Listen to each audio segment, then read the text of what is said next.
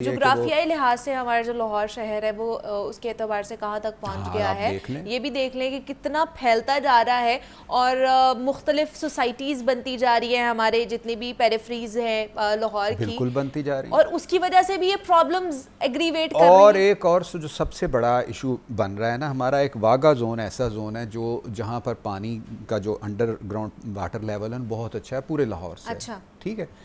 अब वो जो ग्रीन एरिया एक हमारा एक आखिरी होप रह गई लाहौर के लिए, वहाँ भी सोसाइटीज़ की भरमार है, फार्म हाउस की भरमार हो गई है। मैंने खुद देखा है, कई मौके पर मैं वहाँ गया हूँ। वो ग्रीन जोन जो हमारे लाहौर का था वो भी अब वही बन रहा है जो दूसरा लाहौर बन गया है। उसके साथ इंडिया ने उस तरफ क्या किया है, हाँ। पहले अब एक तो रावी का पानी पूरी तरह से बंद वो तो बंद हो गया ना, उन्होंने डबल बंद लगा दिया वहाँ पे। हाँ जी। अच्छा, उसके साथ साथ उन्होंने ये किया है कि उन्होंने बहुत बड़ी मिकदार तादाद में ना वो अपनी सरहद के उस पार जो है ना ये लगाए हैं वाटर पंप्स। यानी अगर वो कोई अंडरग्राउंड वाटर एक्सचेंज है तो उसकी भी मिकदार बहुत कम होगी कि वो उससे पानी का इखराज करते हैं। और इन सारे सिनेरियो का वही रिजल्ट निकलना था जो निकल रहा और दूसरा ये भी कहा जा रहा है, एक और पॉइंट इसमें ऐड ऑन करूं कि जो शहर लाहौर का जो काबिल काश्त रकबा है वो भी 3 लाख से कम रह गया है।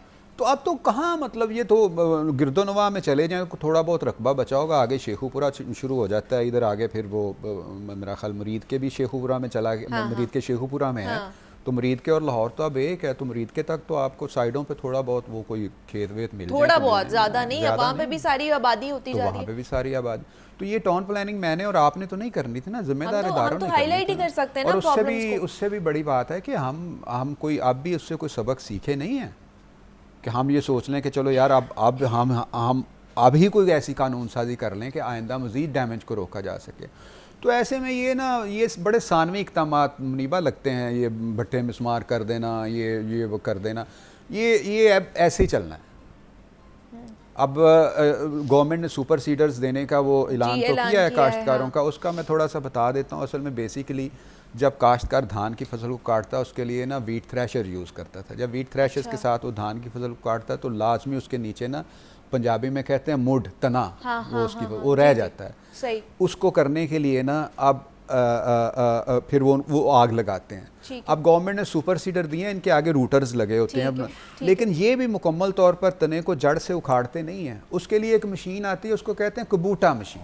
कबूटा। अच्छा। वो मुकम्मल तौर पर उसको डिस्ट्रॉय कर देती है। अच्छा। अब मेरी समझ में नहीं आ रहा कि सुपर सीडर देने से भी अगर वो तना किसी हद तक बाकी रह जाएगा और उसका मतलब फिर इतनी 15-15 लाख का वो है। नहीं तो वो मशीन नहीं दे सकते थे, कबूटा मशीन, वो ज्यादा महंगी है। वो ज्यादा महंगी होगी। अच्छा। अब 13 लाख का सुपर सीडर आता है, गवर्नमेंट कहती है 8 लाख हम देंगे, 5 लाख काश्तकार देगा, 13 लाख रुपए में हम देंगे। लेकिन कुछ माहिरीन का ये ख्याल है कि इससे भी शायद मामला पूरी तो वही ना, अगर उससे भी मामला हल ही नहीं हो रहा पूरी तरह से तो फायदा क्या, फिर वो 13 लाख भी तो जाया ही हुआ ना। अब गवर्नमेंट की अपनी तरजीहात होती हैं।